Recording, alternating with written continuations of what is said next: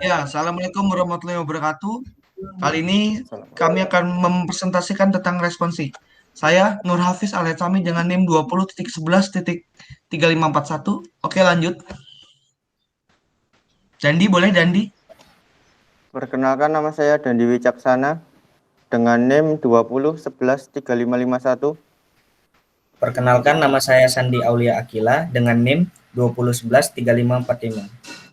Saya Rania Raka Rahayu Putri dengan NIM 20113803. Oke, kita mulai dari yang pertama. Yang pertama yaitu first come first server adalah algoritma penjadwalan yang paling sederhana yang digunakan oleh CPU.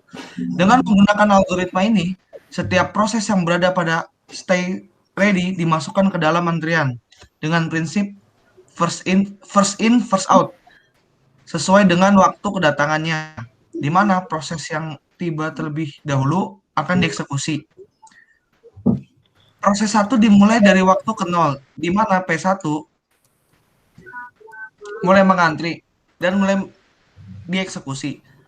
P1 ini ditandai dengan kotak bertanda kuning.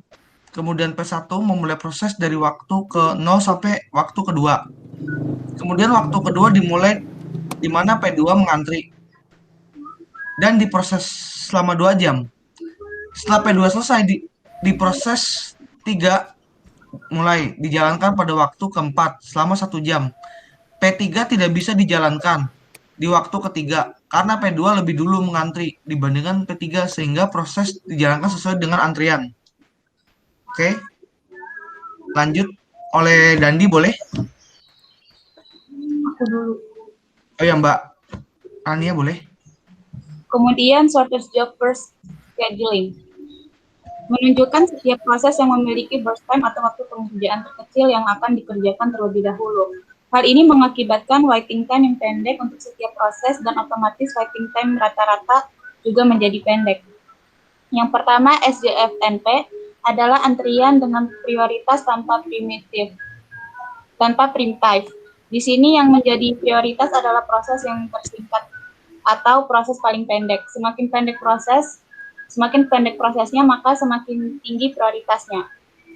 Untuk proses pertama, yaitu P1, akan melakukan proses pertama kali memiliki arrival time terkecil, yaitu 0. P1 akan dijalankan sampai habis. Setelah P1 selesai, maka P3 akan dieksekusi terlebih dahulu karena memiliki sisa prioritas burst time terkecil, yaitu 2. Selanjutnya, P2 akan dijalankan sehingga prosesnya selesai. Kemudian SJFP,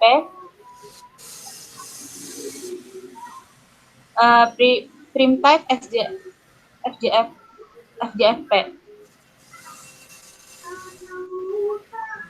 Prime time SJFP merupakan proses yang dijalankan berdasarkan sisa proses burst time terkecil. P1 akan melakukan proses pertama kali karena memiliki arrival time terkecil, yaitu 0. Pada saat P1 mulai berjalan, pada detik kedua datanglah P2, maka P1 dan P2 akan melakukan proses perbandingan sisa burn time. Dan didapat P2 memiliki beta terkecil, maka P2 akan dijalankan terlebih dahulu.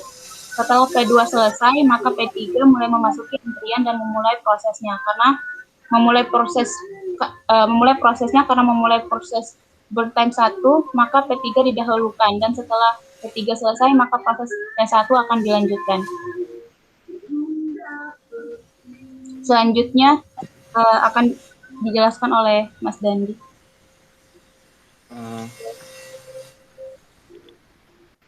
Round robin itu mirip dengan FCFS.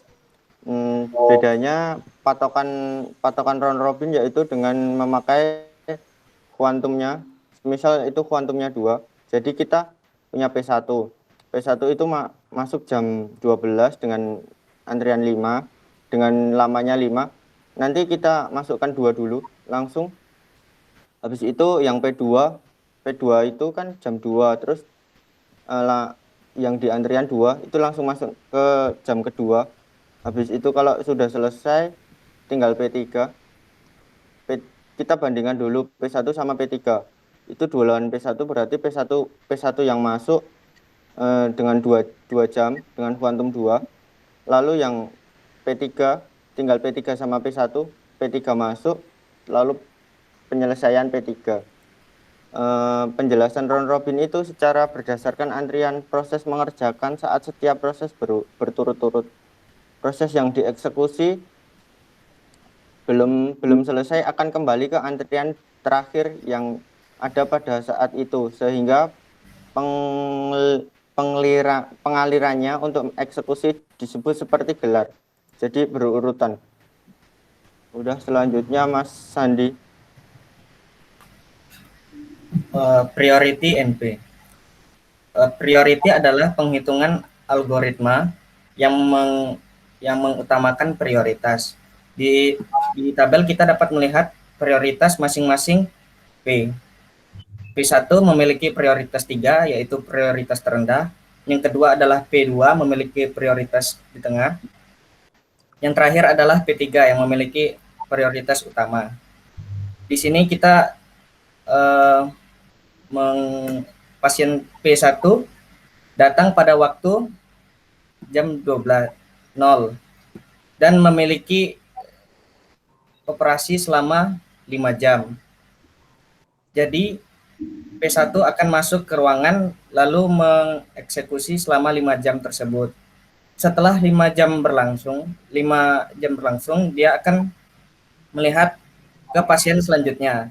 Di ruang tunggunya terdapat P2 dan P3 yang sudah mengantri sejak jam 2 dan jam 3. Kita di sini harus melihat prioritinya dulu. Di sini P2 memiliki priority 2 dan P3 memiliki priority 1. Karena priority P3 lebih besar daripada P2, jadi P3 harus diduluankan daripada P2. Lalu P3 masuk dengan waktu 1. Kemudian dilanjutkan lagi oleh P2 yang waktunya 2.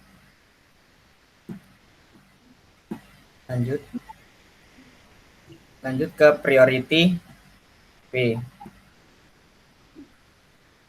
Di priority ini berbeda dengan priority yang tadi. Perbedaannya adalah di priority ini waktu kedatangan P2, waktu priority itu lebih penting daripada proses P2-nya. Misalnya seperti ini. P1 datang pada jam 12, terus waktu eksekusinya adalah 5 jam. Lalu datang P2 pada jam 2, yang mengakibatkan P1 harus menunggu dulu, karena P2 memiliki prioritas yang lebih tinggi daripada P1. Kemudian P2 melakukan 1 jam eksekusi. Tak lama tersebut P3 datang dengan priority paling puncak. Maka dari itu P2 menghentikan prosesnya lalu dilanjutkan oleh P3 1 jam. Kemudian lanjut lagi ke P2 karena P2 masih memiliki waktu 1 jam di sini. Jadi P2 dimasukkan dulu dan terakhir disambung oleh P1 sampai bagiannya itu selesai. Terima kasih.